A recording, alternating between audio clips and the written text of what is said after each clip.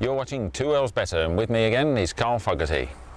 Carl, when you started, quite a few years ago now, I bet you never dreamt that you'd have a palatial home like this to come home to. But tell me, how did you start? How did you first start on the road racing career? Well, my dad used to race bikes, as you probably know. He raced for 20 years, and I've always been around, right from an early age. So I started actually road racing when I was 17. Just after I'd done 2 or 3 years schoolboy motocross scrambling, as it were, then motocross. That's now. it, yeah.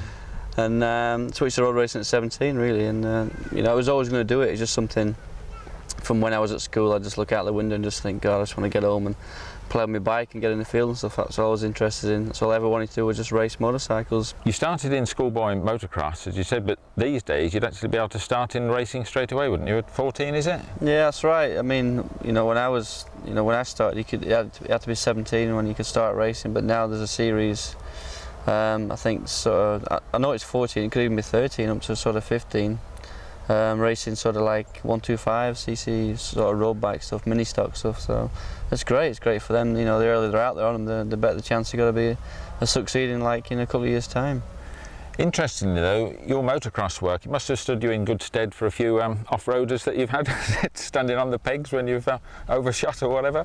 Yeah, maybe it has. It's something you don't realise. I think everybody has always played around on motocross bikes, and most racers have, and they always say like it's good motocross riders, go on to be good road racers. But it's not the case. It's just that you're going to be riding bikes on motocross bikes when you're young, because you can't ride racing bikes. You can't get a racing bike out and go around the road, and 7 or 8 years old, but you can get a motocross bike and go and play in the fields. Can you remember very well? I presume you can remember your first race, but where was it and what were you riding at the time? I actually rode my dad's bike because he was still racing at the time. It was his last year racing. My first year I was 17. I was in 1983, and I rode his Formula 2 Ducati at Aintree, and I finished second and then got disqualified. So it's quite funny, really. They had electric start on the bike, and there's no way I could have bump started this thing. There's no way, So I pushed off. I was out nervous. I just pressed the button. The thing fired up straight away, and I went from the last row of the grid straight through to first. So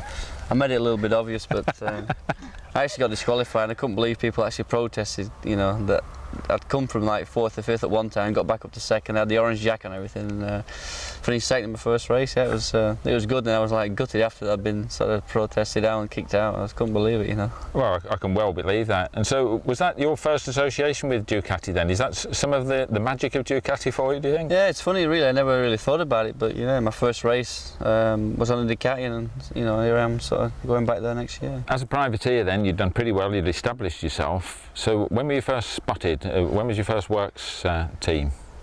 1990s when I signed for Honda to race in the new team that year, Honda Britain team, and I'd had good success sort of in 88 and 89 running my own team with Appleby Glade sponsorship, and won the Formula 1 World Championship, and had a lot of success in 89, and just got a phone call from Honda at the end of the year saying we'd like to sign you up, and that was it. That was my first sort of factory ride officially when I signed for them in 1990.